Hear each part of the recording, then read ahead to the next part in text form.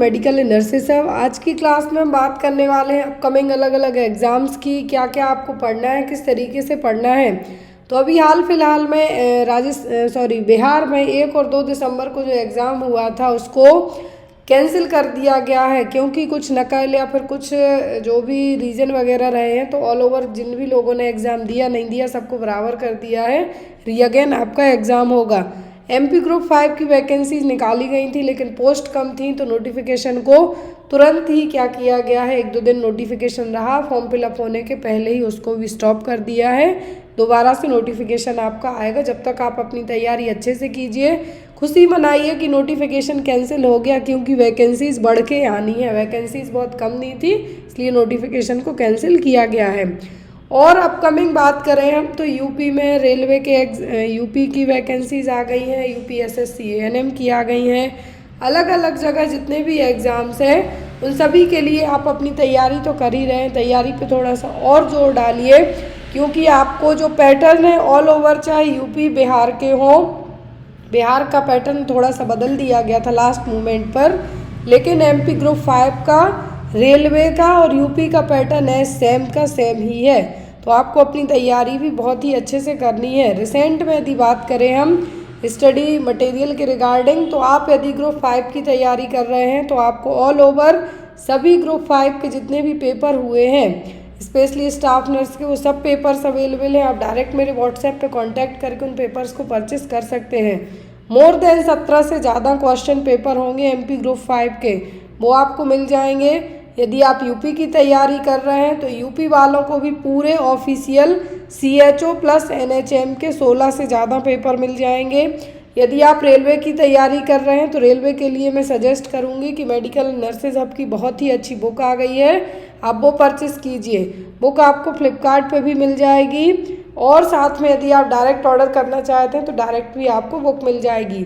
CHO NHM की book भी आ गई है। मैं दोनों बुक आपको दिखा देती हूँ फ्लिपकार्ट पे आपको किस तरीके से शो होंगी, तो आप उन दोनों बुक्स को ऑर्डर करके पढ़ सकते हैं। जिनका एएनएम का एग्ज़ाम है 15 दिसंबर को, वो लोग भी इवन जो कंप्लीट गाइड है एनएचएम सीएच वो पढ़ लीजिए, आपको त्रिपुरा में बहुत ही हेल्पफुल रहेगी।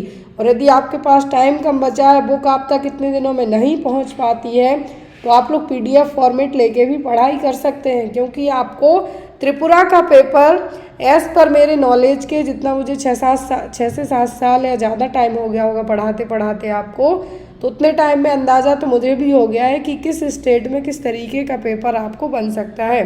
तो त्रिपुरा वाले सीएचओ का मटेरियल भी प्रेफर करके अपनी पढ़ाई कर सकते हैं, क्योंकि पेपर आपको बहुत अच्छा आएगा। जो मेडिकल एंड नर्सेज हब की दोनों बुक्स आपको यहाँ पे शो हो रही हैं। बुक यहाँ पे आपको डायरेक्ट ऑर्डर भी कर सकते हैं आप, और बुक पर मैं बता दूं कि अभी बहुत ही चीप प्राइस पर बुक्स अवेलेबल हैं, तो आप डायरेक्ट ऑर्डर करके भी बुक ले सकते हैं और फ्लिपकार्ट के थ्रू भी बुक्स को ले सकते हैं। आपको बुक दोनों तरीके से हेल्पफुल होगी, चाहे आप कोई सा भी एग्ज़ाम देते हैं। देखिए बुक में आपको है क्या क्या यहाँ पर। मोस्ट ऑफ दी यदि हम यहाँ पे बात करें तो बुक्स में आपको स्पेशली रेलवे की बुक में 2000 से ज़्यादा आपको क्वेश्चन हैं, साथ में 1000 से ज़्यादा आपके की पॉइंट्स हैं, पेयर मैचिंग क्वेश्चन है, और 10 प्रीवियस ईयर रेलवे के पेपर आपको साथ में दिए गए हैं। तो जो भी लोग ये बुक ऑर्डर करना चाहते हैं, आप डायरेक्ट बुक को ऑर्डर कर सकते हो, फ्लिपकार्ट से भी कर सकते हैं। कंप्लीट गाइड की हम बात करें यहाँ पर, तो यहाँ पर इस बुक में आपको मोर देन 55 क्वेश्चन पेपर हैं, साथ में 10 मॉडल पेपर हैं एज पर योर सिलेबस। तो 55 ऑफिशियल पेपर जब आप एनएचएम सीएचओ के सॉल्व करेंगे, मतलब आपके 5500 से ज़्यादा क्वेश्चंस तो ये सॉल्व होंगे, और 10 मॉडल पेपर सॉल्व करेंगे तो 1000 क्वेश्चन आपके वो सॉल्व होंगे। 6500 से ज़्यादा क्वेश्चन आपको एक ही बुक में सॉल्व होते हैं। तो आपको बुक ज़रूर लेनी चाहिए अकॉर्डिंग टू मेरे, और अपनी तैयारी आप कर सकते हैं। जो भी आपके डाउट वगैरह रह जाएं तो आप बेझिझक होकर पूछ भी सकते हैं। चलिए आज की क्लास को हम स्टार्ट करते हैं।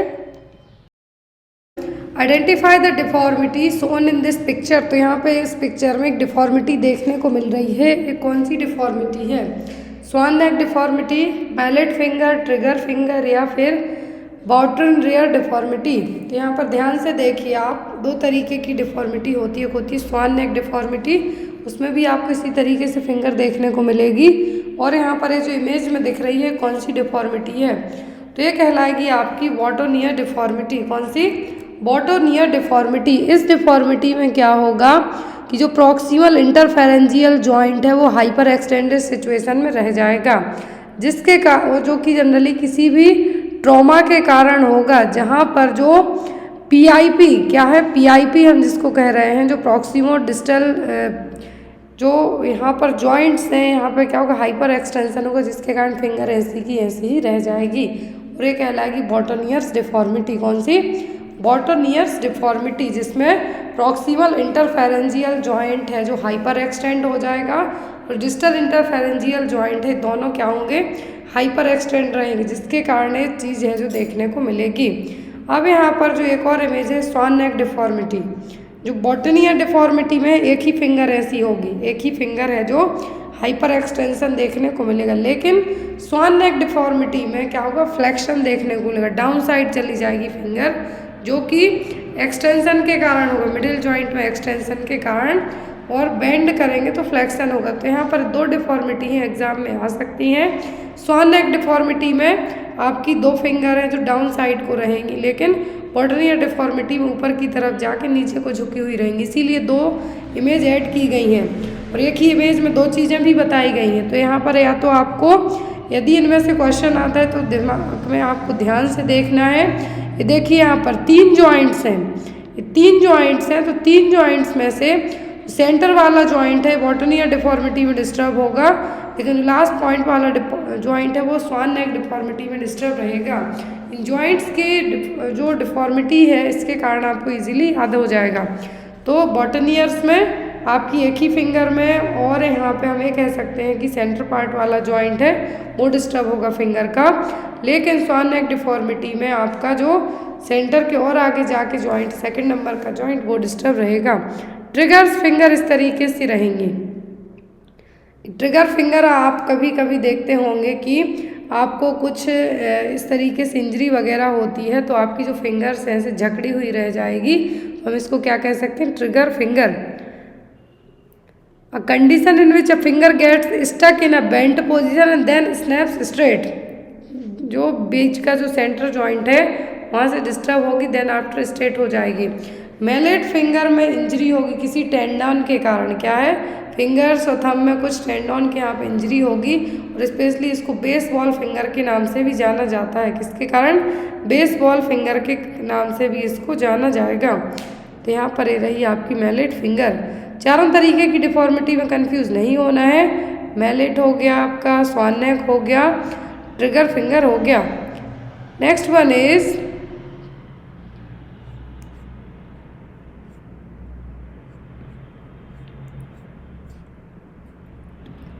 What is the normal intraocular pressure. तो इंट्राऑक्यूलर प्रेशर कितना होगा, 12 to 21 mm of Hg, 5 to 10 mm of Hg, 23 to 30 mm of Hg, या फिर 7 to 10 mm ऑफ Hg। तो नॉर्मल इंट्राऑक्यूलर प्रेशर होता है वो होता है 12 से 21 mm ऑफ Hg। कितना? 12 to 21 mm ऑफ Hg। यदि लेकिन यही जो इंट्राऑक्यूलर प्रेशर बढ़ता है तब आपकी जो ऑप्टिक नर्व है वो डैमेज होने के चांसेस ज़्यादा रहेंगे। और ये बढ़ता किस केस में, जनरली ग्लूकोमा के केस में इंट्राऑक्यूलर प्रेशर बढ़ता है, ऑप्टिक नर्व डैमेज होने के चांसेस रहेंगे। नॉर्मल कितना होना चाहिए, 15 से 21 mm ऑफ Hg तक। नेक्स्ट वन इज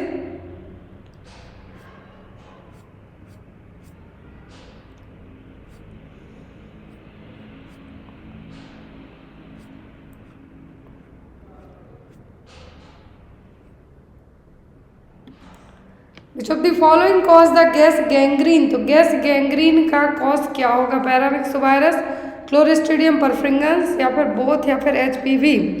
तो गैस गैंग्रीन का जो कॉज होगा वो होगा एक बैक्टीरिया जो कि क्लोरिस्ट्रीडियम परफ्रिंग्स रहेगा। कौन सा? क्लोरिस्ट्रीडियम परफ्रिंग्स, जो कि जो पैर सड़ाने का काम आप या फिर कह सकते हैं, फिर गैस गैंग्रीन का काम इस तरीके से नेक्रोसिस डेवलप करेगा। ये क्या है, एक क्लोरिस्ट्रीडियम परफ्रिंग्स नाम का bacteria. Next one is 12 flex test is done to diagnose. 12 flex test किसको डायग्नोस करने के लिए किए जाते हैं? टाइफाइड फीवर के लिए, टाइफस फीवर के लिए, डेंगू के लिए, कि ऑल ऑफ दी अबव के लिए। तो जो वेल-फ्लेक्स टेस्ट है किया जाता है टाइफस फीवर को डायग्नोस करने के लिए। किसको?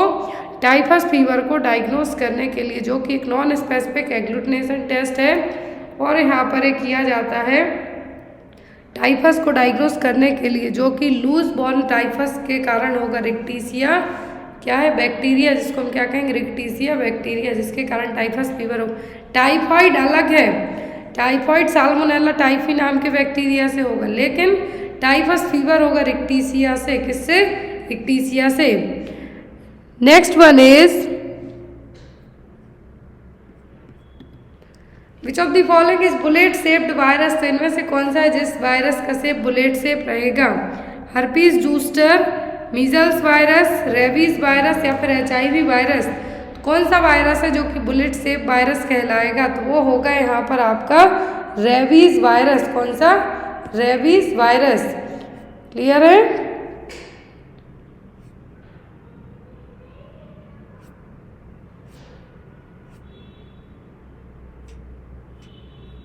Next one is Lyme disease is transmitted to humans through. तो लाइमी डिसीज ह्यूमन बीइंग में कैसे होंगी?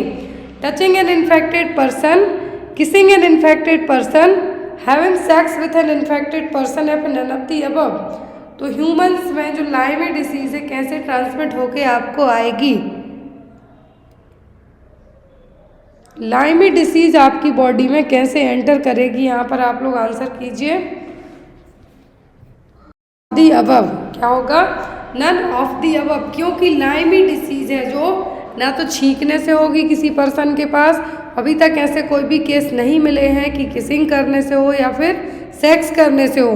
तो यहाँ पर लाइमी डिसीज फैलता कैसे है? जो कि टिक होस्ट कहाँ पे रहते हैं? डियर्स की बॉडी पर। किस पे? डियर्स पे। टिक लार्वा और जो लिम्फ वगैरह हैं कहाँ पे रहेंगे?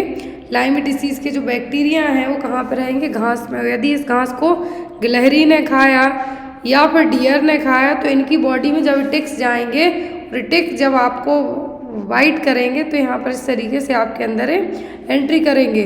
लाइमी डिसीज़ है जो जब ये टिक डायरेक्ट आपको वाइट करेंगे तब आपकी डिसीज़ में जाएंगे, ना कि किसी के इन्फेक्टेड छींकने, खांसने या फिर वाइट करने के कारण।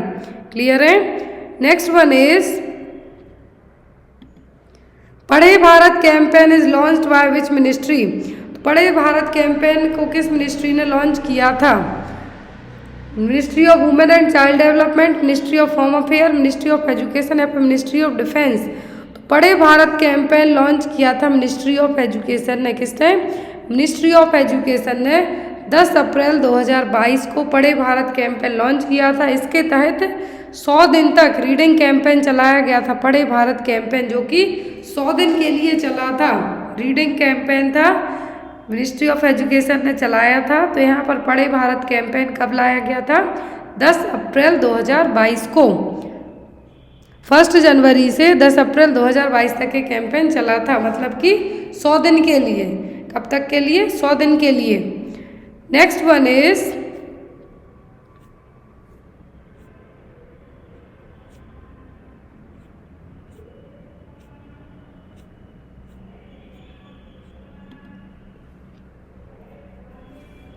Iron is observed in almost entirely in.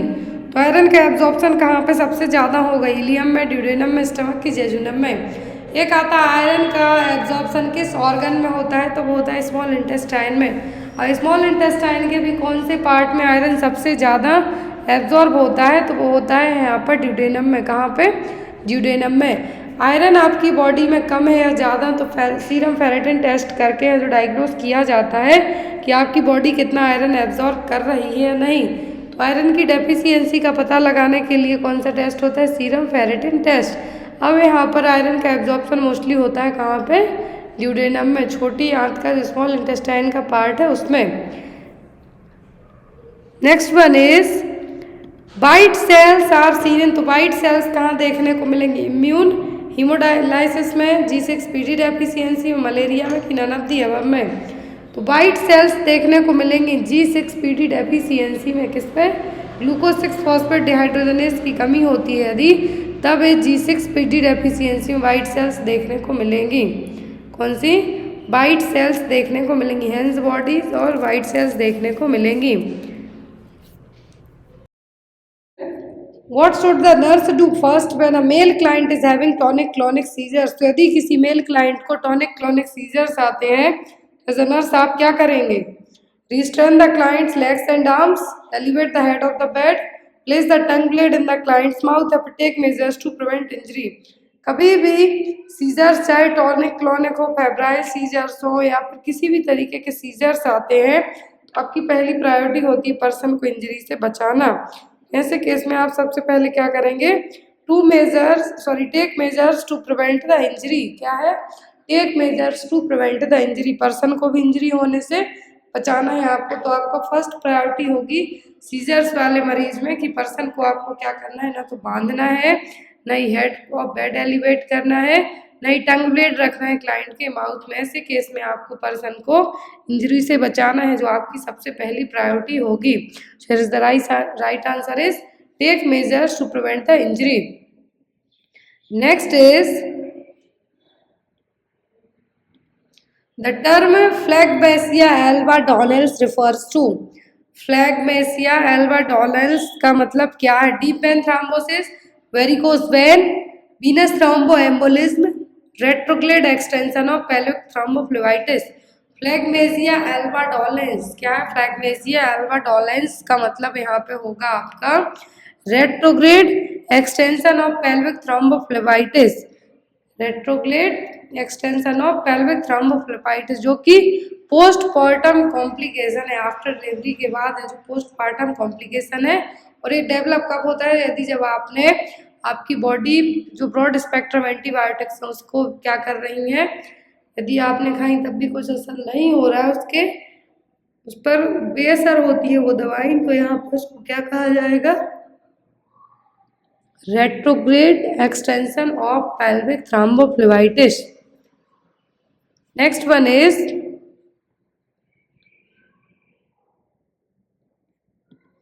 The contraceptive device that suppress the ovulation is. तो कौन सी कॉन्ट्रासेप्टिव डिवाइस है सप्रेशन को ओव्यूलेशन को जो एग रिलीज होने वाली प्रोसेस होती है उसको सप्रेस करेगी?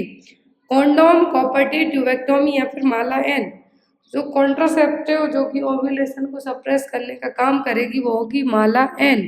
कौन सी? माला एन, क्योंकि कंबाइंड ओरल कॉन्ट्रासेप्टिव पिल से कंबाइंड ओरल कॉन्ट्रासेप्टिव है जो कि दो हार्मोन से मिलके बनी होती है, एस्ट्रोजन और प्रोजेस्टेरोन से, जो कि ओव्यूलेशन को प्रिवेंट करने का काम करेगी। जब ओव्यूलेशन ही नहीं होगा तो क्या होगा? यहाँ पे ना एग रिलीज होगा ना ही फर्टिलाइजेशन होगा।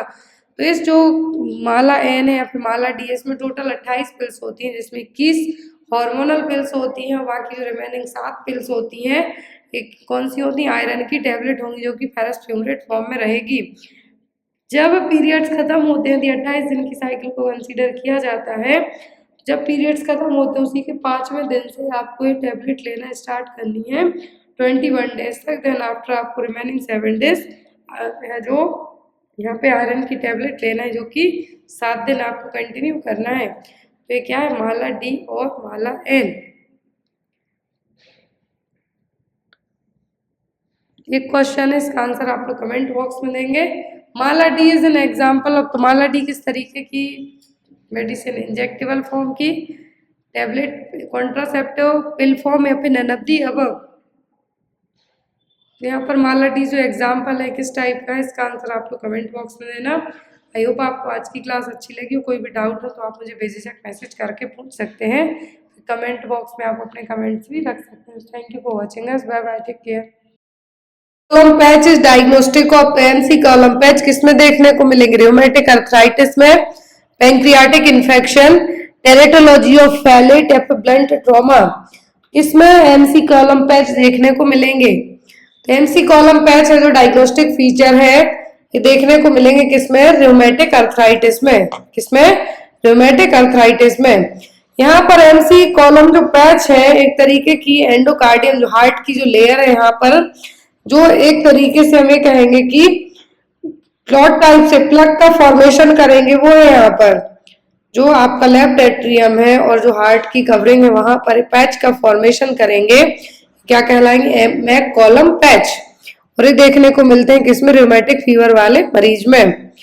MC column patch diagnostic feature किसका हो जाएंगे, रूमेटिक अर्थराइटिस का। नेक्स्ट वन है यहाँ पर, विच nursing theorist is known for her theory of the 14 basic human needs. ये क्वेश्चन एग्जाम में आ चुका है कि जो 14 बेसिक ह्यूमन नीड्स हैं वो थ्योरिस्ट कौन थे। Florence Nightingale, Virginia Henderson, Jean Watson या फिर Dorothea Orem, self care deficit theory. तो चारों में से किसी न किसी का नाम तो एग्जाम में आ ही जाता है। तो यहाँ पर क्वेश्चन में कहा गया कि 14 basic human needs, 14 basic human needs किसने बताई थी वर्जीनिया हेंडरसन ने। इनके according, breathe normally, eat and drink adequately, eliminate body waste, move and maintain desirable posture and sleep and rest, select suitable cloth, dress and undress, maintain body temperature within a normal range by adjusting clothing। तो यहाँ पर इन्होंने total 14 basic human needs के बारे में बात की थी। वो कौन थे, वर्जीनिया हेंडरसन। एक क्वेश्चन आपके लिए, आंसर कमेंट बॉक्स में देना, बहुत इजी क्वेश्चन है। Early sign of cancer of lungs, यदि लंग्स में कैंसर होता है तो अर्ली साइन क्या देखने को मिलेगा, haemoptysis, hoarseness of voice, chest indrawing या फिर परसिस्टेंट ऑफ कफ। इसका आंसर आप लोग कमेंट बॉक्स में देना, जो नेक्स्ट क्लास होगी उसमें इसका आंसर आपको बताया जाएगा। आई होप आपको आज की क्लास अच्छी लगी हो। कोई भी डाउट वगैरह हो तो आप बेझिझक होकर पूछ सकते हैं। Thank you for watching us, bye bye, take care. YouTube channel medical nurses सब, आज की क्लास है हमारी कम्युनिटी हेल्थ नर्सिंग को लेके। तो मैं इस क्लास के स्टार्ट होने के पहले बता दूं कि जिन भी लोगों ने अभी तक चैनल को सब्सक्राइब नहीं किया है प्लीज सब्सक्राइब कीजिए, क्योंकि आपको इतनी अच्छी अच्छी क्लासेस फ्री ऑफ कॉस्ट किसी भी प्लेटफॉर्म पे नहीं मिलने वाली हैं। और सबसे अच्छी चीज कि यहाँ पर ऑल ओवर जो भी आपके एग्जाम्स होते हैं सभी में आपके लिए क्वेश्चंस बहुत ही ज्यादा इंपॉर्टेंट होते हैं। और जो भी लोग अपकमिंग टाइम में NHM CHO का एग्जाम देने वाले हैं उनके लिए 30 पेपर की PDF अवेलेबल है। तो जो भी लोग पेपर्स परचेस करना चाहते हैं डायरेक्ट व्हाट्सएप नंबर पे कांटेक्ट करके पेपर को परचेस कर सकते हैं। प्राइस है आपके लिए ओनली 299 रुपीज, जिसमें 30 पेपर आपके ऑफिशियल सॉल्व रहेंगे। 30 पेपर मतलब आपके 3000 MCQ सॉल्व होते हैं।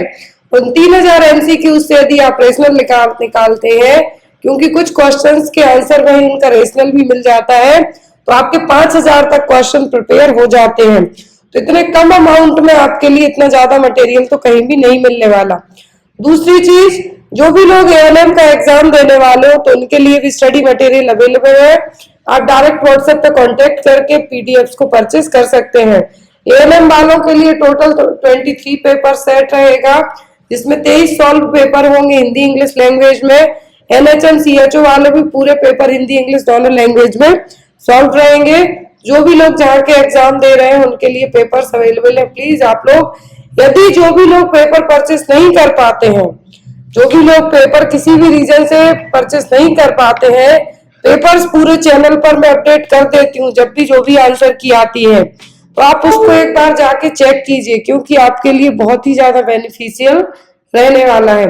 चाहे आप MP CHO की तैयारी कर रहे हो, JIP MER का एग्जाम देने वाले हो, कोई से भी एग्जाम दे रहे हो, तो हर एक जगह के पेपर से आपको एक आइडिया जरूर हो जाता है। अपकमिंग टाइम में जो वैकेंसी निकली है वो छत्तीसगढ़ में अभी वैकेंसी है। MP CHO के फॉर्म फिलअप होना स्टार्ट हो गए हैं।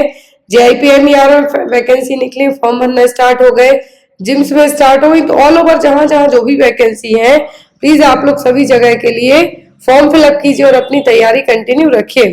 तो आज की क्लास में जो भी लोग अभी तक ज्वाइन नहीं किए प्लीज ज्वाइन कीजिए। और सबसे अच्छी चीज ये है कि इस चैनल पे जो भी क्लासेस है, यदि कोई प्रीमियर में ज्वाइन नहीं कर पाया है तो उनको बाद में भी वो क्लासेस डली रहती है, तो आप कभी भी इन क्लासेस को देख सकते हैं। पहला क्वेश्चन है आज की क्लास का, the infection which is acquired from animals to human is.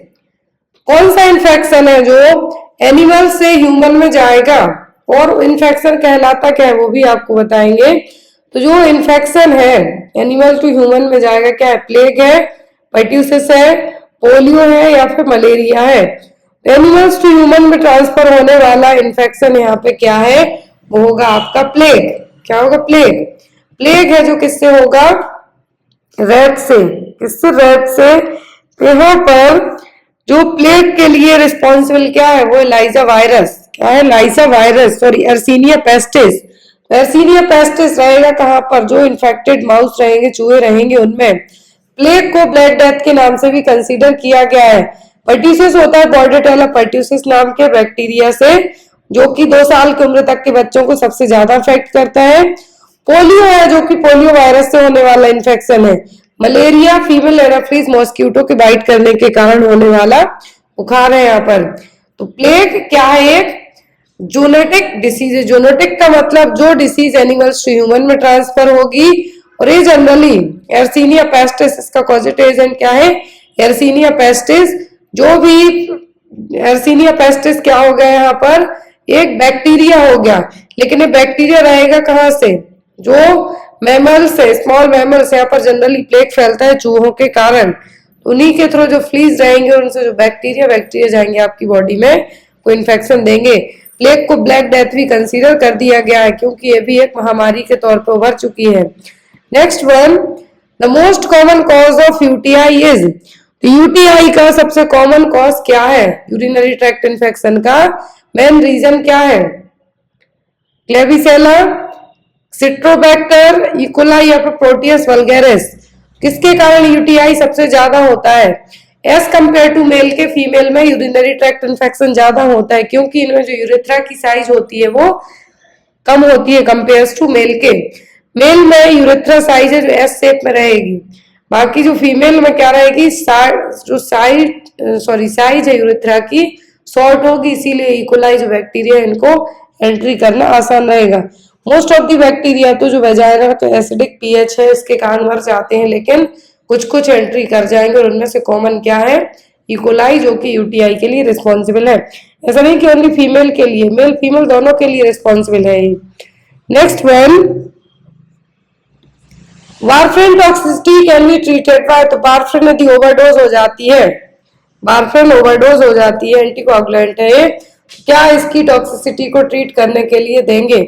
Protamine sulphate, acetyl cysteine, heparin या फिर फाइटोनाडियोन और विटामिन के। वारफेरिन एक टेराटोजेनिक ड्रग है, इसको प्रेगनेंसी में कभी भी नहीं दिया जाता, क्योंकि ये प्लेसेंटा को क्रॉस करके क्या करेगी? बच्चे को हार्म पहुंचाएगी। जबकि हेपेरिन प्रेगनेंसी में आप दे सकते हैं। हेपेरिन यदि ओवरडोज होती है तो protamine sulphate as an antidote के तौर पे देंगे, लेकिन यदि वारफेरिन का ओवरडोज होता है तो होगी फाइटोनियाडियोन और विटामिन के। वारफेरिन एक ऐसी, सॉरी यहाँ पर हेपेरिन वारफेरिन के डिफरेंस की बात करें हम कि प्रेगनेंसी में कौन सी सेफ रहेगी, तो वो होगी हेपेरिन। वारफेरिन कभी भी प्रेगनेंसी में नहीं दी जाती। जब आप हेपेरिन दे रहे हो या वारफेरिन दे रहे हो, तो आपके साथ मेडिकेशन ट्रे में इसके एंटीडोट भी अवेलेबल होने चाहिए। Next one is, what is the standard method of removal of impacted cerumen from the external canal?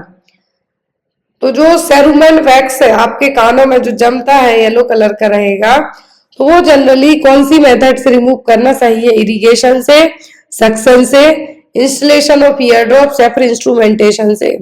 तो आपने बहुत सारे वीडियोस देखे होंगे ईयर इरिगेशन के लिए, जिसमें कुछ में ईयर ड्रॉप्स के सॉरी जो बड्स है उससे निकालते हैं, तो आपका जो ईयर ड्रम है वो भी डैमेज हो सकता है। लेकिन यहाँ पर जो सबसे अच्छी और स्टैंडर्ड मेथड होती है वो होती है ईयर इरिगेशन। ईयर इरिगेशन के थ्रू जो भी सेरुमेन वैक्स है उसको बाहर निकाला जाता है। तो यहाँ पर ईयर इरिगेशन क्या है? सबसे मोस्ट इंपॉर्टेंट और स्टैंडर्ड मेथड है एक्सटर्नल कैनाल का। जो आपका जो एक्सटर्नल कैनाल में क्या है, यदि जो सेरुमेन वैक्स जमा हुआ है उसको निकालने के लिए। Next one,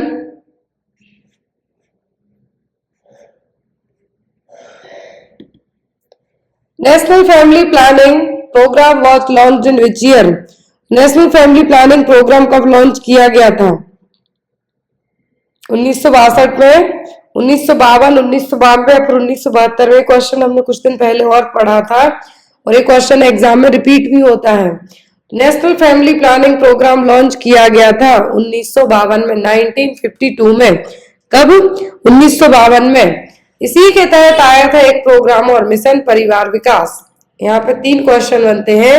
national family planning programme पूछे 1952, इसका नाम बदल के रख दिया था बाद में नेशनल फैमिली वेलफेयर प्रोग्राम, कब 1977 में।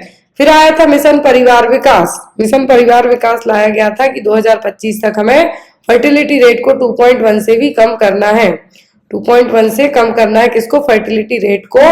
2016 में आया था 146 हाई फर्टिलिटी डिस्ट्रिक्ट यहाँ पे चुने गए थे, किन राज्यों में से, तो वो थे बिहार, यूपी, असम, छत्तीसगढ़, एमपी, राजस्थान और झारखंड। तो यहाँ पर कॉन्ट्रासेप्टिव मेथड के ऊपर फोकस किया गया था कि ज्यादा से ज्यादा डिलीवरी कर जो कॉन्ट्रासेप्शन है वो प्रोवाइड कराई जाए और ज्यादा से ज्यादा लोग इसको यूज करें, किसके तहत, मिशन परिवार विकास के तहत। क्वेश्चन में आपने पढ़ा है कि medical termination of pregnancy act कब तक जो अबॉर्शन करवा सकते हैं अकॉर्डिंग टू एमटीपी एक्ट के तहत। बट यहाँ पर है कि एमटीपी एक्ट में प्रेगनेंसी को टर्मिनेट आप कब नहीं करवा सकते, not allow termination of pregnancy after 30 weeks, 20 weeks, 24 weeks या फिर 28 वीक्स। तो एमटीपी एक्ट के अकॉर्डिंग प्रेगनेंसी को टर्मिनेट 20 वीक की प्रेगनेंसी के बाद टर्मिनेशन नहीं करवा सकते हैं। यदि एमटीपी अमेंडमेंट एक्ट की बात करते तो आप 24 वीक्स कह सकते हैं, बट यहाँ पर ओनली एमटीपी एक्ट का है, medical termination of pregnancy act है जो अकॉर्डिंग टू दैट, तो इसके अकॉर्डिंग है जो एमटीपी एक्ट के अकॉर्डिंग 20 वीक की प्रेगनेंसी के बाद अबॉर्शन नहीं करवा सकते हैं। जो इंडिया में कुछ विषम परिस्थितियों में अबॉर्शन को लीगल कहा जाता है, अब यहाँ पर परफॉर्म किया जाता है 20 वीक तक, लेकिन कुछ एक्सेप्शनल केस में 24 वीक्स तक है जो, तो 24th वीक में आपको कोर्ट की परमिशन लेनी पड़ती है तब अबॉर्शन किया जा सकता है। तो यहाँ पर दो तरीके के एक्ट हैं, फर्स्ट है एमटीपी एक्ट 1971 में जो आया था, पास हुआ था 1971 में। तो इसके अकॉर्डिंग ओनली मैरिड वुमेन का ही यदि कॉन्ट्रासेप्टिव फेलियर होता है तो उनका अबॉर्शन हो सकता है, लेकिन अमेंडमेंट एक्ट जो 2021 में आया था इसमें कहा गया था कि अनमैरिड वुमेन भी अबॉर्शन करवा सकती हैं। फिर जेस्टेशनल एज, तो जो एमटीपी एक्ट की है 1971 वाले की, तो उसकी ओनली 20 वीक है, लेकिन एमटीपी अमेंडमेंट एक्ट में ये जो जेस्टेशनल एज है ये 24 वीक, जो रेप सर्वाइवर है उनके लिए 24 वीक, और जिस बच्चे में यदि फीटल एबनॉर्मलिटी हो तो उनको 24 वीक के बाद भी अबॉर्शन किया जा सकता है। अब यहाँ पर अभी तक तो आपके एग्जाम में इस तरीके का क्वेश्चन नहीं आया है कि जो मेडिकल प्रैक्टिशनर है कितने लोग इसको अवॉर्ड कर सकते हैं, तो 1 रजिस्टर्ड मेडिकल प्रैक्टिशनर 12 वीक के लिए, लेकिन यदि 20 वीक की प्रेगनेंसी है तो सेकेंड मेडिकल प्रैक्टिशनर की जरूरत भी पड़ सकती है। और यहाँ पर मेडिकल अप्रूवल के यदि 24 वीक का होता है तो मेडिकल अप्रूवल की ज़रूरत आपको फर्स्ट पड़ेगी, कंसेंट फॉर्म भी साइन करवाया जाएगा, कंसेंट तो दोनों में करवाया जाएगा कि इनकेस पेशेंट को कुछ होता है तो हम जिम्मेदार नहीं हैं, वो एक लीगल इम्प्लीकेशन होता है, ताकि आप यदि मरीज को कुछ भी होता है उस टाइम पे तो आप उसके लिए जिम्मेदार नहीं है, तो वो आपका कंसेंट फॉर्म होगा। तो यहाँ पर ये था एमटीपी एक्ट 1971 और 21 amendment act. Next one is under MCH programme, maternal child health programme, iron folic acid tablets to be given daily to mother age. यदि एमसीएच प्रोग्राम के तहत आयरन फॉलिक एसिड टैबलेट है जो daily माँ को कितनी देनी चाहिए, 60 mg iron plus 500 mcg folic acid, 100 mg iron plus 500 mcg folic acid, 60 mg iron या फिर 100 mcg फॉलिक एसिड और 100 mg आयरन या फिर 100 mcg फॉलिक एसिड। तो मैटरनल चाइल्ड हेल्थ प्रोग्राम के तहत जो आयरन फॉलिक एसिड का डोज दिया जाता है माँ को वो होता है 100 mg आयरन और 500 mcg फॉलिक एसिड, ताकि हम माँ को एनीमिया से प्रिवेंट कर सकें। तो एमसीएच प्रोग्राम के तहत जो मैटरनल हेल्थ प्रोग्राम के तहत maternal health, family planning, child health, school health, handicap children और ऐसे बच्चे जो कि डे केयर सेंटर्स में रहते हो उन सभी को यहाँ पर प्राइमरी हेल्थ केयर प्रोवाइड करवाई जाएगी। तो यहाँ पर यदि आयरन फॉलिक एसिड का डोज पूछते हैं एमसीएच प्रोग्राम में तो 100 mg iron plus 500 mcg folic acid रहेगा। नेक्स्ट वन इज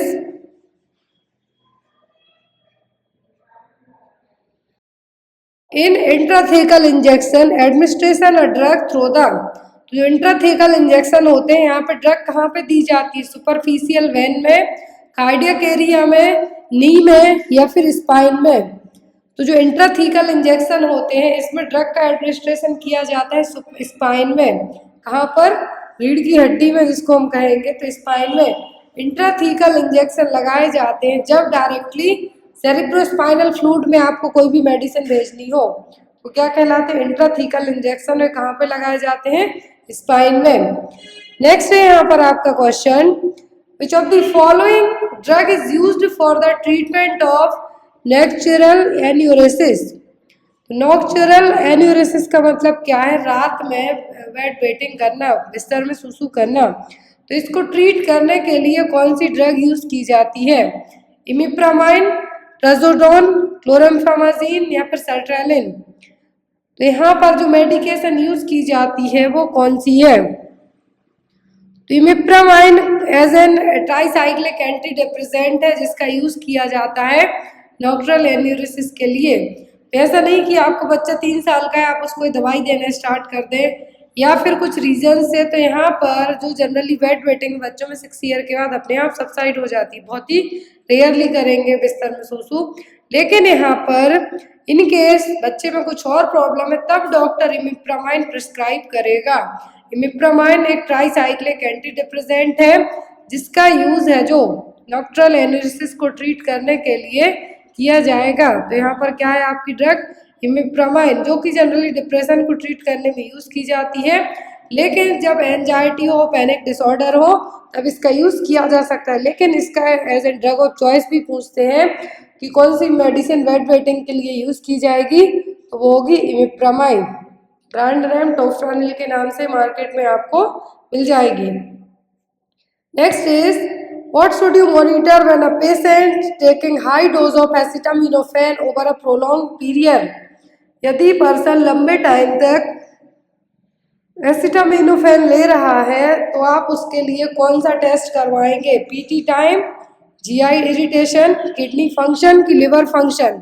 तो यहाँ पर एसिटामिनोफेन हो गई, पैरासीटामोल हो गई, आपकी जो डोलो के नाम से आप खाते हैं, तो यदि आप लंबे टाइम से मेडिसिन ले रहे हैं तो आपका लिवर फंक्शन एलएफटी है जो चेक किया जाएगा, क्योंकि जो डोलो है या फिर आपकी एसिटामिनोफेन हो गई, मेफ्टॉल हो गई या फिर पैरासीटामोल हो गई, ये क्या करती हैं, लिवर को डैमेज करने का काम भी कर सकती हैं, क्योंकि ये जो मेडिकेशन है सीधा लिवर के थ्रू ही आपकी बॉडी में मेटाबोलाइज होंगी। इसीलिए जब आप डोलो भी खाते हैं तो एटलीस्ट आपको कहा जाता है कि 5 से 6 घंटे का गैप दे के लीजिए।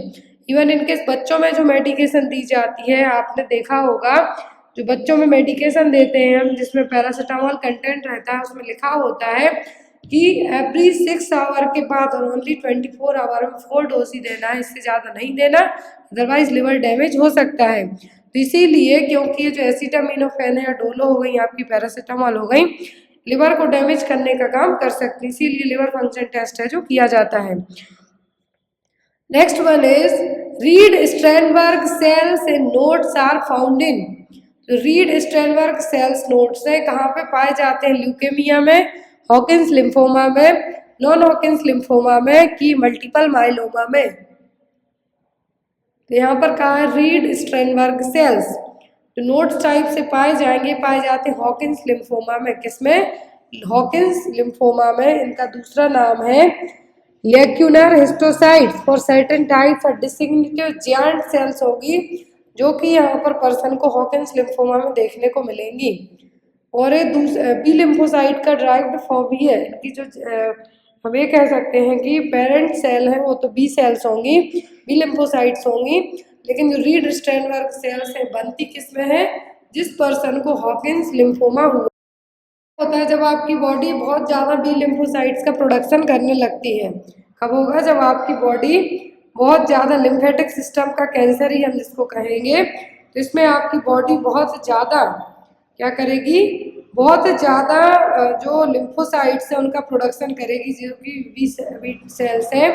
हॉकिंस लिम्फोमा में रीड स्टेनबर्ग लिम्फोसाइट्स बनने लगती हैं, जिनको रीड स्टेनबर्ग सेल्स या फिर नोड्यूल्स के नाम से भी जाना जाता है।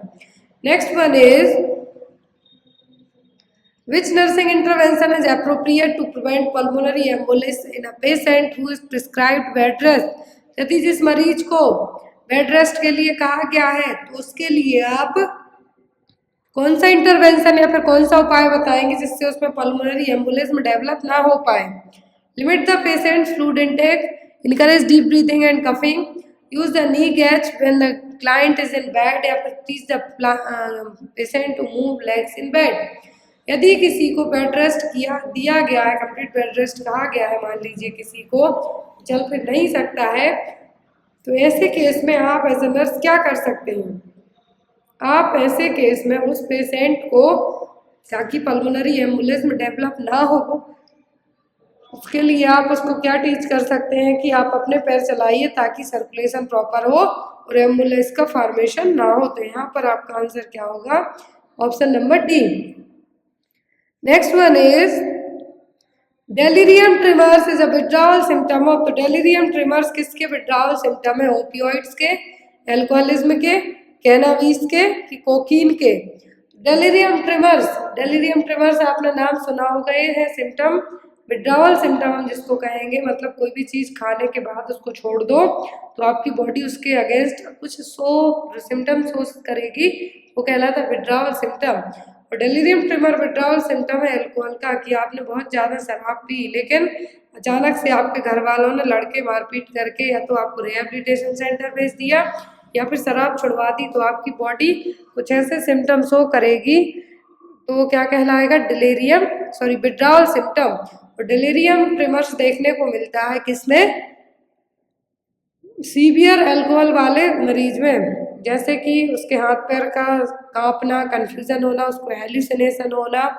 डेलिरियम ट्रिमर्स में ये तो जनरली जब होते हैं कि आपने 2 या फिर 2 से 5 दिन हो गए आपको लास्ट ड्रिंक किए हुए, देन आफ्टर आपको अचानक से मन हो रहा है कि शराब पीना है लेकिन नहीं मिलती है उस टाइम पे शराब, तो आपकी बॉडी जो हाथ पैर कपेंगे आपके, हाई बीपी होगा, फीवर होगा, हेलुसिनेशन होंगे, तो ये सब क्या है यहाँ पे? विड्रॉवल सिम्टम हो गए। अभी रिसेंट में जो एग्जाम हुआ है उसमें डिटरेंट एजेंट पूछा गया था अल्कोहलिज्म का, OSSC में, तो आपको उसका नाम है जो याद रखना है, disulfiram. Next one is a chronic alcoholic patient blames his family environment for his alcoholism. Which of the following defense mechanism was used for patient? एक मरीज है, एक पेशेंट है, लंबे टाइम से शराब पीता है लेकिन वो अपनी शराब पीने की आदत के लिए अपनी फैमिली को या फिर अपनी वाइफ या अपने बच्चों को रिस्पॉन्सिबल मानता है। तो ये क्या है? प्रोजेक्शन है, सब्लिमेशन है, डिलाइन है, कि रेशनलाइजेशन है? तो ये जो यहाँ पे डिफेंस मैकेनिज्म काम कर रही है, ये कहलाएगी प्रोजेक्शन। अपनी चीज किसी और पे, अपना ब्लेम किसी और पे डालना, तो क्या? प्रोजेक्शन। डिनाइल का मतलब है कि आप कोई भी चीज एक्सेप्ट करने के लिए रेडी ही नहीं हो। Next one is confirmatory diagnostic test for multiple pregnancy. तो मल्टीपल प्रेगनेंसी के लिए डायग्नोस्टिक टेस्ट कौन सा होगा? HCG hormone, ultrasonography, alpha fetoprotein, या फिर पाल्पेशन? कंफर्म करना है कि मल्टीपल प्रेगनेंसी है या फिर सिंगल प्रेगनेंसी है, सिंगलेटन प्रेगनेंसी है, कैसे पता चलेगा? अल्ट्रासोनोग्राफी से, जो कि क्लियर कट रिजल्ट बताएगी। HCG सिंगल टोन में भी रिलीज होगा और मल्टीपल में भी होगा, अल्फा फीटोप्रोटीन भी होगा, लेकिन यहाँ पे कंफर्मेटरी डायग्नोस्टिक टेस्ट अल्ट्रासोनोग्राफी से बेस्ट तरीके से पता चलेगा। Next one is common complication after perforation of appendix. यदि अपेंडिक्स में परफोरेशन होता है तो कॉमन कॉम्प्लिकेशन कौन सा होगा? की जा रही है अपेंडिक्स में परफोरेशन के बाद, तो वो होगा पेरिटोनाइटिस। जो पेरिटोनियम कैविटी है तो वहाँ पे क्या होगा? पस देखने को मिलेगी। तो यहाँ पर आपका आंसर क्या होगा? पेरिटोनाइटिस। अपेंडिसाइटिस में जो अपेंडिक्स जब बस्ट होगी आपके लाइनिंग ऑफ योर एब्डोमेन में, पेरिटोनियम में, तो इसमें कुछ बैक्टीरिया भी होंगे, और ये बैक्टीरिया जो पेरिटोनियम लेयर है उसको भी अफेक्ट करेंगे। तो यहाँ पर इंटरनल ऑर्गन डैमेज होने के साथ साथ पेरिटोनियम कैविटी है पेरिटोनियम कैविटी में जितने भी एब्डोमिनल ऑर्गन होते हैं उन सभी को अफेक्ट करने का काम करेगा। और इन्फेक्शन, यदि अपेंडिसाइटिस का इन्फेक्शन पूरे जो बैक्टीरिया हैं पूरे में फैलते हैं तो क्या कॉज करेंगे, peritonitis. Next one is after road traffic accident which cannula is used for fluid replacement in casualty for an adult patient. तो यदि रोड ट्रैफिक एक्सीडेंट का मरीज है कौन सा कैन्यूला यूज करेंगे आप उसमें फ्लूइड रिप्लेसमेंट के लिए। कैजुअलिटी है ऑरेंज, पर्पल, ग्रीन या फिर ग्रे। तो यहाँ पे जो कैन्यूला यूज किया जाएगा वो होगा ग्रीन कलर का कैन्यूला। कौन सा, ग्रीन कलर का कैन्यूला। ग्रीन कलर के कैन्यूला से सबसे ज़्यादा फ्लो होता है जो कि 18 गॉस का होगा। इसमें सबसे ज़्यादा ये ट्रॉमा, सर्जरी, ट्रांसफ्यूजन हो उस केस में इसको मेनली यूज़ किया जाता है। और येलो कलर का होगा, जो येलो कलर का जनरली 24 गॉस का होगा, तो ये पीडियाट्रिक्स में या फिर जो एडल्ट होते हैं उनके लिए इसका यूज़ किया जाता है। नेक्स्ट वन इज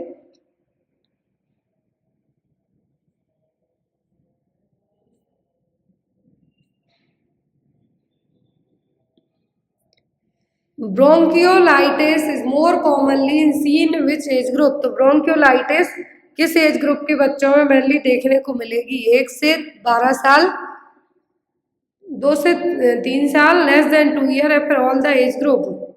तो यहाँ पर जो ब्रोंकियोलाइटिस में क्या होगा, जो आपकी ब्रोंकाई है वहाँ पे पूरा इन्फेक्शन होगा। तो अब वो इन्फेक्शन जनरली बच्चे जिनकी उम्र 2 साल से कम हो उसको देखने में आपको मिलेगा। तो यहाँ पर bronchial reaction in young children and infant, तो ये क्या है, ब्रोंकियोलाइटिस है और जनरली वायरस के थ्रू होगा और मेनली बच्चों में होता है जिनकी उम्र 2 साल से कम हो उसमें।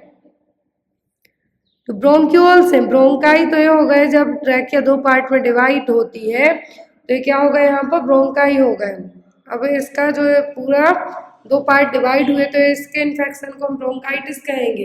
लेकिन ब्रोंक्योलाइटिस जो ब्रोंक्यूल्स है लंग्स के अंदर है इसमें इन्फेक्शन होता है वो कहलाएगा ब्रोंक्योलाइटिस।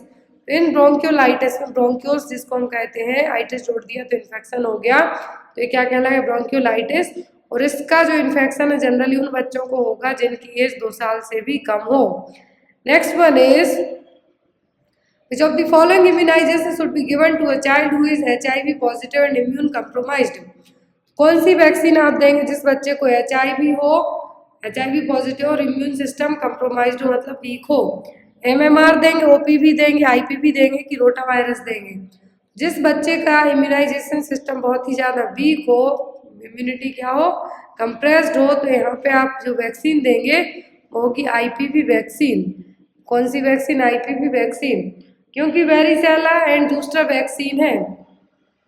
जिस पर्सन की इम्यूनिटी कंप्रोमाइज्ड हो मतलब बहुत ज़्यादा वीक हो उसमें हम नहीं दे सकते। यहाँ पर इम्यूनो कंप्रोमाइज्ड पर्सन के लिए हम वेरिसेला और बूस्टर वैक्सीन नहीं देंगे, लेकिन यहाँ पर जो वैक्सीन दे सकते हैं वो होगी IPV वैक्सीन। कौन सी, IPV वैक्सीन।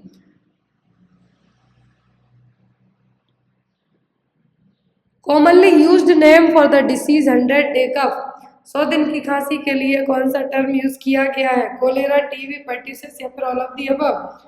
कोलेरा के लिए तो राइस वाटर स्टूल के नाम से जो इसका क्लासिकल साइन है आपका। टीबी के लिए ट्यूबरक्लोसिस ही आप कहेंगे। पर्ट्यूसिस जिसको 100 दिन की खांसी या फिर वूफिंग कफ क्या है, यहाँ पर 100 दिन की खांसी है जिसमें बार्किंग कफ देखने को मिलेगी। बार्किंग मतलब जैसा कुत्ता भौंकता है उस तरीके की खांसी चलेगी तो कि 100 दिन तक चल सकती है, तो क्या है, pertussis.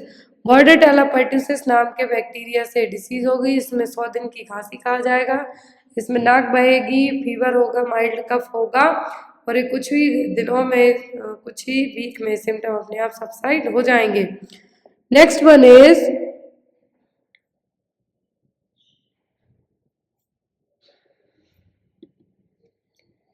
How much amount of fetal blood flow per minute through the placenta. कितना ब्लड फ्लो होगा प्लेसेंटा में, प्लेसेंटा के थ्रू फीटल में 2000, 1500 या फिर 400। जो ब्लड फ्लो होगा फीटल से प्लेसेंटा से फीटल में वो होगा 500 ml। कितना, 500 ml। नेक्स्ट वन इज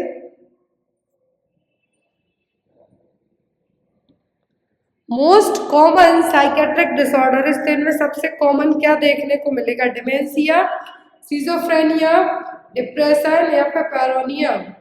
सबसे कॉमन साइकेट्रिक डिसऑर्डर बताइए, सबसे कॉमन दिमाग की प्रॉब्लम यहाँ पे कौन सी है? साइकेट्रिक समस्या क्या है? वो कहलाएगी यहाँ पर क्या? डिप्रेशन। डिप्रेशन आप आजकल आए दिन हर एक पर्सन में देख सकते हैं। आजकल आप डिप्रेशन हर एक पर्सन में देख सकते हैं, कोई ना कोई किसी न किसी चीज़ को लेके डिप्रेस्ड होता है, मतलब मूड चेंज रहेगा। लेकिन ये ज़रूरी नहीं उसको सीधा जो मेडिकेशन एंटी डिप्रेसेंट देने की ज़रूरत है। लेकिन जो साइकेट्रिक प्रॉब्लम है कॉमनली एज कम्पेयर टू आप डिमेंशिया, सिजोफ्रेनिया, पैरोनिया से कंपेयर करते हैं, डिप्रेशन कॉमनली देखने को मिलता है। साइकेट्रिक डिसऑर्डर क्या हो गया यहाँ पे आपका? डिप्रेशन। नेक्स्ट वन है यहाँ पर आपका question, drug that is most useful in the treatment of OCD. OCD वाला क्वेश्चन हमने कल की क्लास में पढ़ा था कि ओसीडी होगा कैसे और है क्या चीज़। वो यहाँ पर ड्रग ऑफ चॉइस पूछिए कि ओसीडी को आप कौन सी ड्रग से ट्रीट करेंगे, ऑब्सेसिव कंपल्सिव डिसऑर्डर को। अमोक्सापाइन से, डॉक्सिफिन से, फ्लॉक्सिटिन से कि डोथिपेन से। कौन सी medicine as a drug of choice के तौर पे यूज़ की जाएगी ओसीडी को ट्रीट करने के लिए?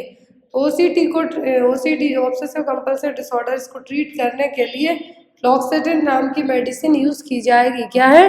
फ्लॉक्सिटिन, जो कि एक एंटी डिप्रेसेंट है, एसएसआरएस कैटेगरी की ड्रग है, selective serotonin reuptake inhibitor category की ड्रग है। और इसका यूज़ है जो ओसीडी हो गया, बुलिमिया नर्वोसा हो गया, पैनिक डिसऑर्डर हो गए या फिर प्रीमेंस्ट्रुअल डिस्मॉर्फिक डिसऑर्डर हो गया, तो उसको ट्रीट करने के लिए फ्लॉक्सिटिन को यूज़ किया जाता है। और ये बिना प्रिस्क्राइब के नहीं मिलती हैं, जितनी भी एंटीसाइकेट्रिक ड्रग होती हैं वो बिना प्रिस्क्रिप्शन के आपको अवेलेबल नहीं होंगी। तो यहाँ पर जो फ्लॉक्सिटिन है, इसका ब्रांड नेम प्रोजेक और सेराफेम नाम से आपको मार्केट में अवेलेबल हो सकती है, बट विदाउट प्रिस्क्रिप्शन मार्केट में नहीं मिलेंगी। और ड्रग ऑफ चॉइस किसके लिए? ओसीडी के लिए, जो कि एसएसआरएस कैटेगरी की ड्रग है। Next one is agoraphobia is a fear of. तो अगोराफोबिया में किससे डर लगेगा आपको? स्ट्रेंजर से, क्लोज्ड प्लेस से, अगर से कि ओपन स्पेस से? एगोराफोबिया में जो फियर लगता है वो होता है ओपन स्पेस से। ऐसा डर लगना कि आप बहुत ज़्यादा भीड़भाड़ वाली जगह पर खुले में खड़े हुए हैं और आपको डर लगने लगे, तो वो क्या कहलाएगा?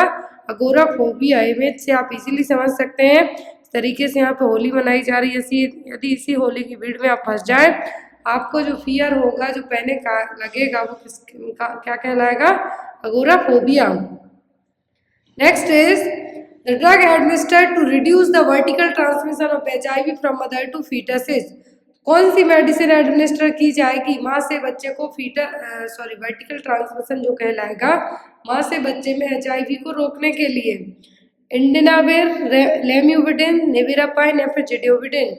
तो एआरटी जो ड्रग यूज़ की जाएगी, एंटी रेट्रोवायरल थेरेपी ड्रग रहेगी, जो जिडोविडिन भी यूज़ होती है और नेविरापाइन भी होती है। लेकिन यहाँ पे कहा गया है कि वर्टिकल ट्रांसमिशन को प्रिवेंट करना है, कि माँ से बच्चे में ना जाए, तो आप कौन सी ड्रग अपनाएंगे? जिडोविडिन की नेविरापाइन? तो ऐसे केस में आपका ड्रग ऑफ चॉइस होगा क्या? नेविरापाइन। क्या होगा?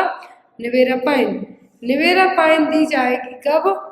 बच्चे को दी जाएगी, ताकि माँ से बच्चे में जो इन्फेक्शन है वो ट्रांसमिट ना हो पाए। इसी ट्रांसमिशन को रोकने के लिए, वर्टिकल ट्रांसमिशन को रोकने के लिए नेविरापाइन है जो एडमिनिस्टर की जाएगी। Clear? Next is expulsion of cervical mucus plug mixed with blood is called. तो सर्वाइकल म्यूकस प्लग जिसके कारण ब्लड भी आ रहा है साथ में, तो वो क्या है? बैग ऑफ वाटर है, सर्वाइकल सीक्रेशन है, ब्लडी सो है या फिर ब्लीडिंग पर वेजाइना है। तो सर्वाइकल म्यूकस का बाहर आना एक प्लग के फॉर्म में, वो क्या कहलाएगा? वो कहलाएगा ब्लड सो। क्या होगा? सो। Next is painless uterine contraction felt on abdominal palpation occurring every 15 minutes refer as। तो पेनलेस एंड यूट्राइन कॉन्ट्रैक्शन आ रहे हैं एब्डोमिनल पाल्पेशन के टाइम पर 15 मिनट में फिर आते हैं, तो ये क्या कहलाएंगे? Quickening, Osiander sign, Braxton Hicks contraction की नन ऑफ द अबव। यदि हर 15 मिनट में पेनलेस यूट्राइन एब्डोमिनल पाल्पेशन के कारण एब्डोमिन के यहाँ पे आपको फील हो रहा है, तो ये क्या कहलाएंगे ब्रैक्सटन हिक्स कॉन्ट्रैक्शन, जिसको फॉल्स लेबर पेन के नाम से भी जाना जाता है। जो ओरिजिनल कॉन्ट्रैक्शंस आते हैं वो कंटिन्यूअस नहीं आते जाते, 15-15 मिनट का भी शुरू में गैप रहेगा, लेकिन आगे जाके 15 मिनट का गैप भी नहीं रहेगा, धीरे धीरे स्ट्रॉन्ग होते जाएंगे, फास्ट आएंगे। तो यहाँ पर पेनलेस यूट्राइन कॉन्ट्रैक्शन की बात की जा रही है, ये कहलाएगा Braxton Hicks contraction.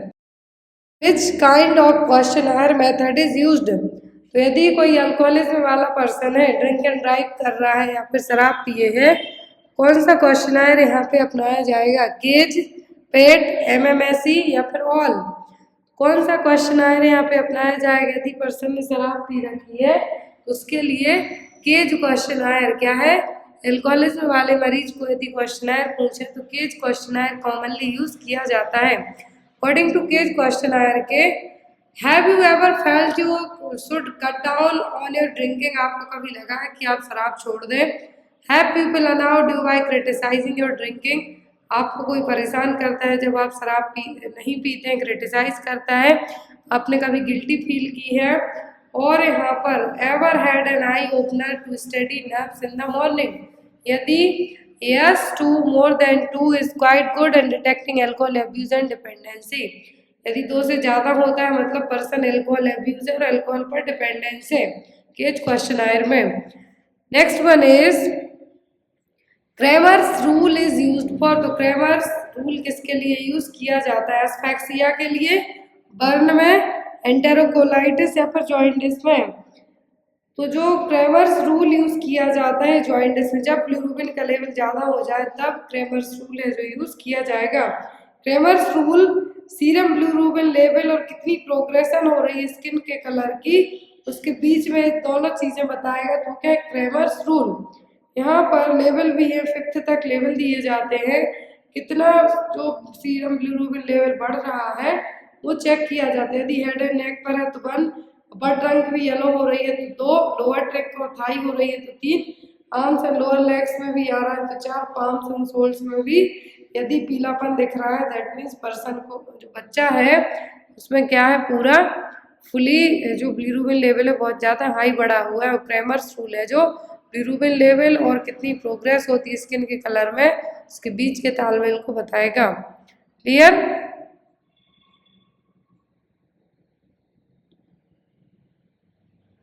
Next, which kind of image is seen in ऑरसेट का सबसे लोकप्रिय क्वेश्चन है कि कौन सी इमेज है?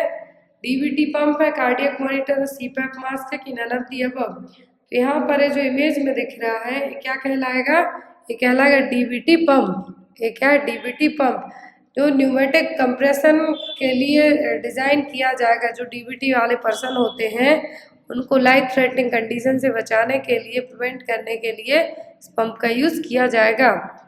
नेक्स्ट वन है यहाँ पर क्वेश्चन आपका,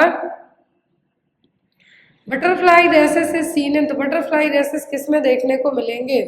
सिफिलिस में, SLE में, TB में कि मीजल्स में? तो बटरफ्लाई रैसेस देखने को मिलेंगे किसमें? सिस्टमेटिक लूपस एरिथ्रोमेटस में।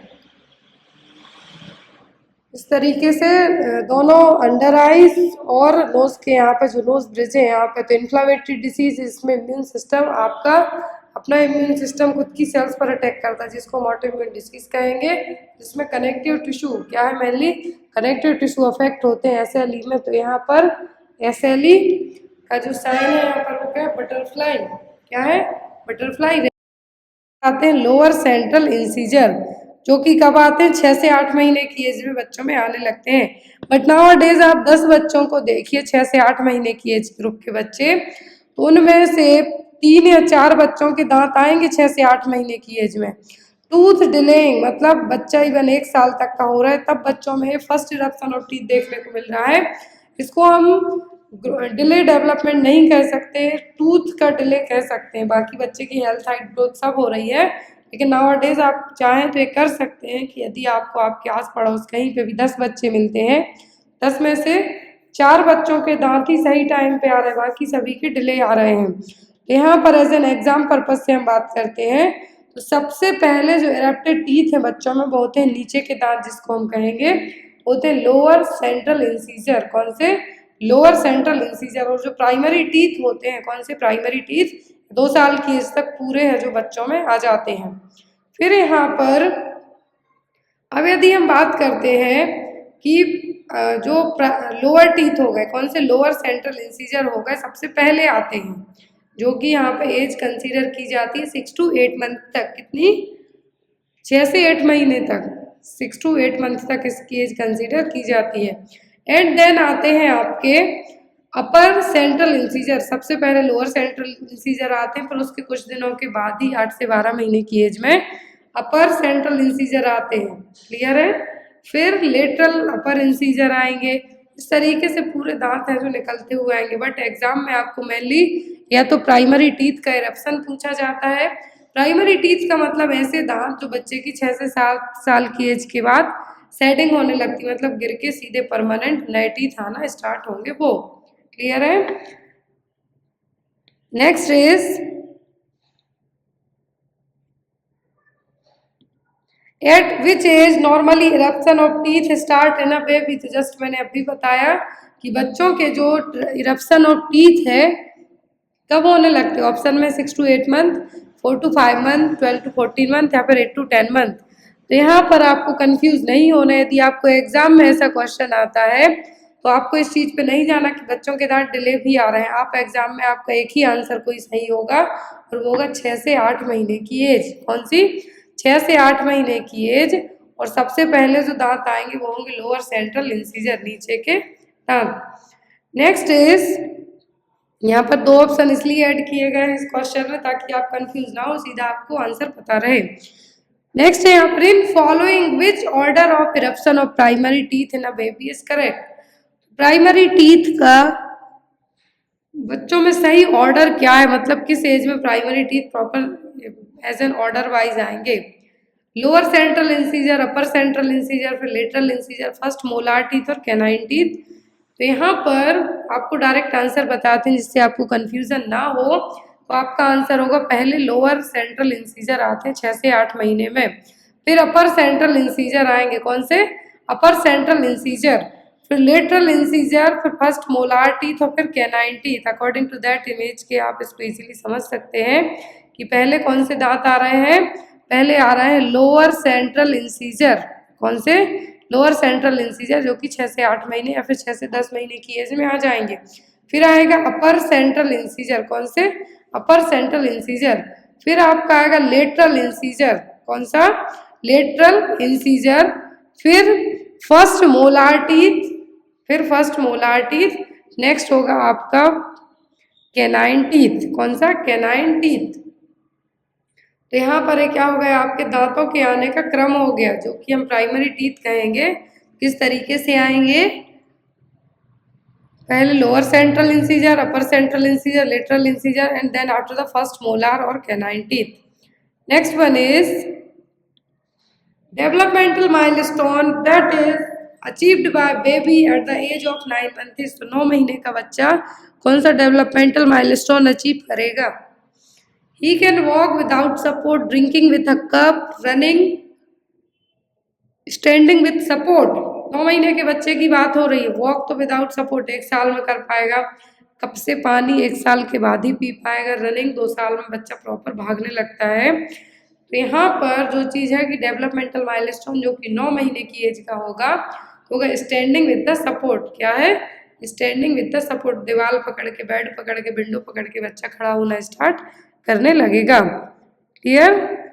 Next is what is the meaning of failure to thrive. Failure to thrive का मतलब क्या है? Child is unable to walk, child is unable to speak, rate of weight gain is sluggish या rate of height gain is sluggish. तो क्या होगा? Failure to thrive. तो failure to thrive का मतलब होगा कि जब इनएडुकेट ग्रोथ हो। क्या हो?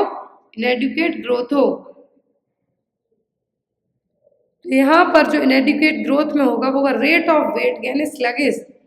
Rate of weight gain is sluggish, it's known as the failure to thrive. क्या है? Failure to thrive. Inadequate growth और the inability to maintain the growth और जनरली अर्ली चाइल्डहुड में होगा, जो कि अंडर न्यूट्रिशन के कारण, बायोलॉजिकल या फिर साइको सोशल डेवलपमेंट के कारण ये चीज़ देखने को मिलेगी। तो फेलियर टू थ्राइव है जो यहाँ पे कभी भी अपने आप में डायग्नोस नहीं होता। कुछ पेरेंट्स को लगता है कि मेरी हाइट कम है तो बच्चे की भी कम होगी, वेट को लेके भी होगा। तो यहाँ पर फेलियर टू थ्राइव का मतलब rate of weight gain is sluggish. Next one is which among the following is not a common symptom of tuberculosis. तो टीबी का कौन सा सिम्टम नहीं है? ऑप्शन में कफ फॉर 3 वीक्स और more, fever specially at night, weight gain या फिर लॉस ऑफ एपेटाइट। कौन सा सिम्टम है जो टीबी का नहीं है? तो खांसी जो कि 3 हफ्ते से ज़्यादा की हो जाए तब टीबी को चेक करने के लिए कहा जाता है। ट्यूबरक्लोसिस में बुखार हमेशा रात में आता है। कब आता है? फीवर है जो हमेशा रात में आता है। लॉस ऑफ एपेटाइट, भूख नहीं लगेगी। वेट लॉस होगा, ये क्या है इसके प्राइमरी साइन है, या फिर हम ये कह सकते हैं क्लिनिकल और प्राइमरी साइन दोनों है टीबी को डायग्नोस करने के लिए। तो यहाँ पर जो होगा वेट गेन। ट्यूबरक्लोसिस आपने बहुत रेयर केस में देखा होगा कि जो हट्टे कट्टे लोग हैं उनको हुआ हो। दुबले पतले सिकुड़े से लोग हैं उनको सबसे ज़्यादा टीबी होने का रिस्क रहेगा। जैसे बीपी बढ़ने की समस्या जो मोटे लोग हैं ओबीज उनको होगा, वैसे ही टीबी के लिए इसका अपोजिट है। तो यहाँ पर वेट गेन होना टीबी का साइन नहीं है। तो अर्ली साइन होते हैं कि खांसी 3 हफ्ते से ज़्यादा की हो जाए, बुखार हमेशा रात में आना और बार बार निमोनिया होना जो कि एंटीबायोटिक से भी ठीक नहीं होगा। कुछ एडवांस साइन होंगे, रात में पसीना होगा, डायफोरेसिस जिसको हम कहेंगे, वेट लॉस होगा, फटीग होगी, रैसेस देखने को मिलेंगे। तो यहाँ पर आपका क्वेश्चन क्या था कि कौन सा साइन है जो टीबी का नहीं है? तो होगा वेट गेन। क्लियर? टीबी होगी किससे? Gram negative bacteria mycobacterium tuberculosis. Diagnose कैसे की जाएगी? जो माउंटेक्स टेस्ट है, ट्यूबरक्लिन टेस्ट, उससे या फिर चेस्ट एक्सरे से, स्पुटम कल्चर से, इनके थ्रू फाइंड आउट किया जाएगा कि टीबी का बैक्टीरिया प्रेजेंट है या नहीं। तो यहाँ पे आपको टीबी से क्वेश्चन आते हैं। अब जो माउंटेक्स और ट्यूबरक्लिन टेस्ट है इसमें कितनी पीपीडी इंजेक्ट की जाती है इंट्राडर्मल रूट से? तो होती है 5 ml। कितनी? 5। और यहाँ पर कितना इंड्यूरेशन होता है? तो होता है 10। सर्किल बना दिया जाता है पीपीडी इंजेक्ट करके 10 mm पे। यदि उसमें पूरे में रेडनेस आती है दैट मीन्स आप क्या है? TB positive. और कुछ भी नहीं होता मतलब कोई भी दिक्कत नहीं है। Next one is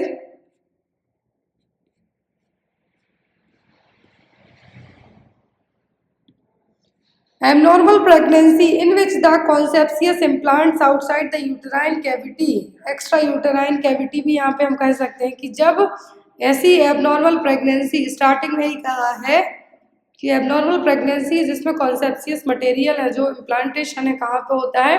uterine cavity के बाहर। तो ये क्या है? एक्टोपिक प्रेगनेंसी है, मोलार प्रेगनेंसी, एंटीपार्टम हेमरेज है कि अबॉर्शन है? तो अबॉर्शन में तो कॉन्सेप्सियस मटेरियल ही पूरा एक्सपेल्ड आउट हो जाएगा, बाहर आ जाएगा। एंटीपार्टम हेमरेज में ब्लीडिंग होगी, पेनफुल वेजाइनल ब्लीडिंग होगी। मोलार प्रेगनेंसी में है जो स्नोस्टॉर्म अपीयरेंस देखने को मिलेंगे, इसमें एससीजी हार्मोन का लेवल बढ़ा हुआ रहेगा कुछ केस में, तो आपको लगेगा प्रेग्नेंट है, बट फॉल्स प्रेगनेंसी में कंसीडर की जाएगी। अब यहाँ पर जब कॉन्सेप्सियस मटेरियल यूट्राइन कैविटी के बाहर, एक्स्ट्रा यूट्राइन कैविटी में, मतलब यूट्रस की बजाय कहीं और, जो नॉर्मल इम्प्लांटेशन यूट्रस में होता है उसकी जगह फैलोपियन ट्यूब में हो जाए, सर्विक्स के यहाँ हो जाए, वेजाइना के यहाँ हो जाए, कहीं भी हो जाए, मोस्टली फैलोपियन ट्यूब में होता है, तो इसके लिए ट्यूबल प्रेगनेंसी भी कह सकते हैं। तो यहाँ पर आपका आंसर क्या होगा? Ectopic pregnancy.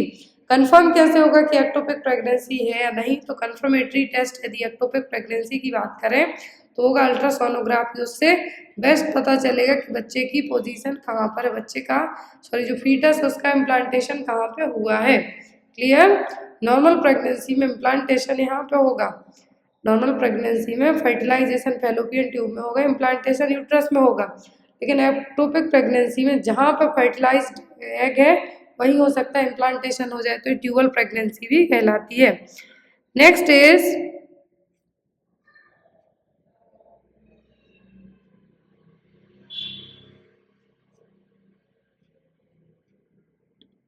Metronidazole is commonly used to treat. तो मेट्रोनिडाजोल का यूज किसको ट्रीट करने के लिए किया जाता है? टाइफाइड के लिए, डिसेंट्री के लिए, कोलेरा के लिए कि डायरिया के लिए? तो कोलेरा के लिए तो मेनली टेट्रासाइक्लिन यूज की जाती है, डॉक्सीसाइक्लिन यूज की जाती है। मेट्रोनिडाजोल किसके लिए यूज किया जाता है? तो मेट्रोनिडाजोल का मेन यूज होता है डिसेंट्री को ट्रीट करने के लिए, किसको, डिसेंट्री को ट्रीट करने के लिए। दो यहाँ पे डिफरेंस एग्जाम में आते हैं कि जब यदि डायरिया है या डिसेंट्री है तो आप कैसे आइडेंटिफाई करेंगे। डायरिया में कभी भी फीकल मटेरियल के साथ ब्लड नहीं आता, लेकिन डिसेंट्री में फीकल मटेरियल के साथ, स्टूल के साथ ब्लड भी आएगा। एक क्लासिकल डिफरेंस होता है इन दोनों के बीच का।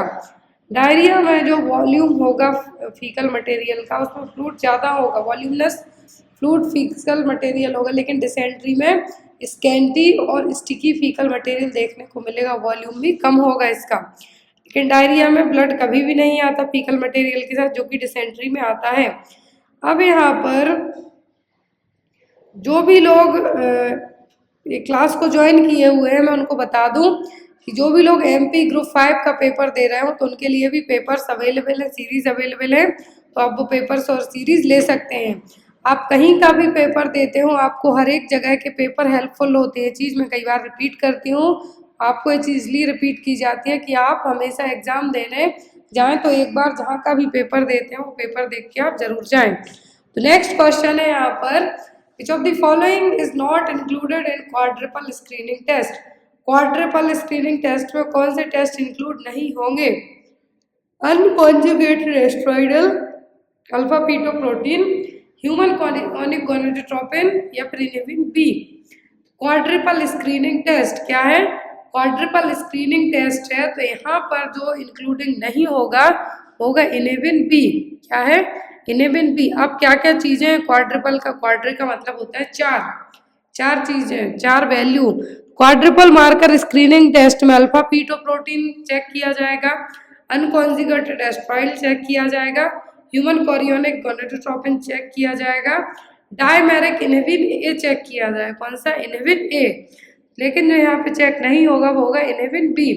तो क्वाड्रुपल मार्कर स्क्रीनिंग टेस्ट के क्वाड्र का मतलब होता है 4, तो यहाँ पे 4 चीज़ों की स्क्रीनिंग की जाएगी, अल्फा पीटोप्रोटीन की, अनकॉन्जुगेटेड एस्ट्रॉइल की, HCG हार्मोन की और इनेबिन ए की, ना कि इनेबिन बी की।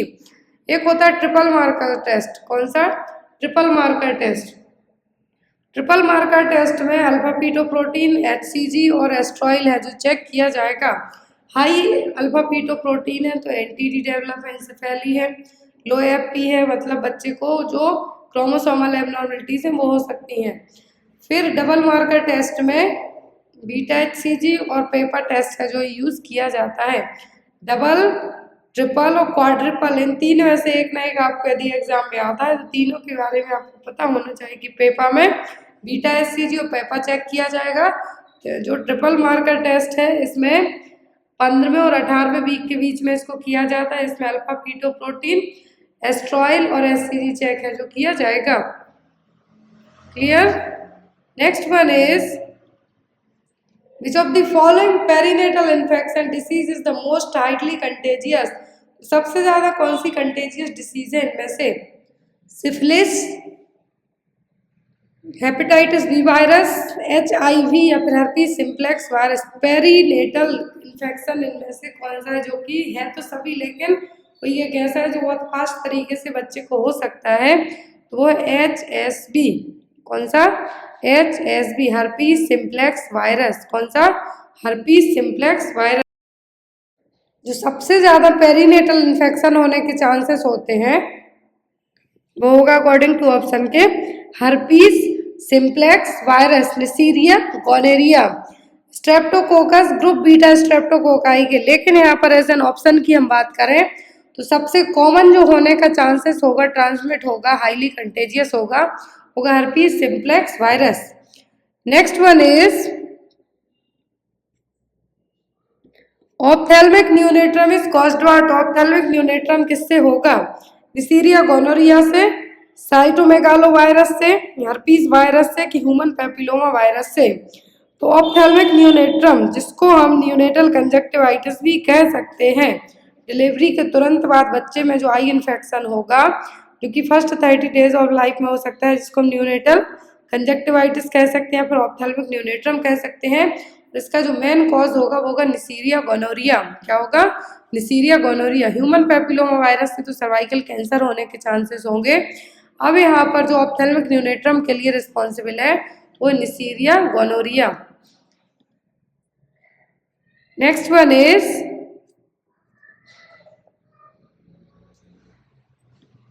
Drug used to treatment of jaundice in newborn. Newborn baby को जॉइंटिस होता है तो आप फोटोथेरेपी यूज करके उसका जो बढ़ा हुआ बिलिरुबिन लेवल है उसको कम करते हैं। लेकिन यहाँ पर ड्रग कौन सी यूज की जाएगी? फिनोबार्बिटॉन, डाइजेपाम, बीटामेथासोन या फिर calcium gluconate.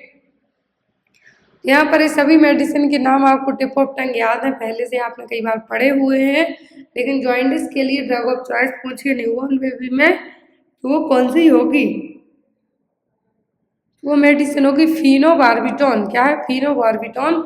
It's acts on the liver and induce glucuronyl transferase. तो जो जॉइंटिस होता है न्यूबॉर्न में बिलिरुबिन का लेवल बढ़ जाएगा। अब यहाँ पर क्यों होता है? आरबीसी का डिस्ट्रक्शन बहुत फास्ट तरीके से होता है इसलिए। तो यहाँ पर जो फिनोबार्बिटॉन है लिवर पे क्या करेगी? एक्ट करेगी ताकि ग्लूकोसाइरल ट्रांसफरेज एंजाइम को रिलीज किया जाए और ये एंजाइम क्या करेगा?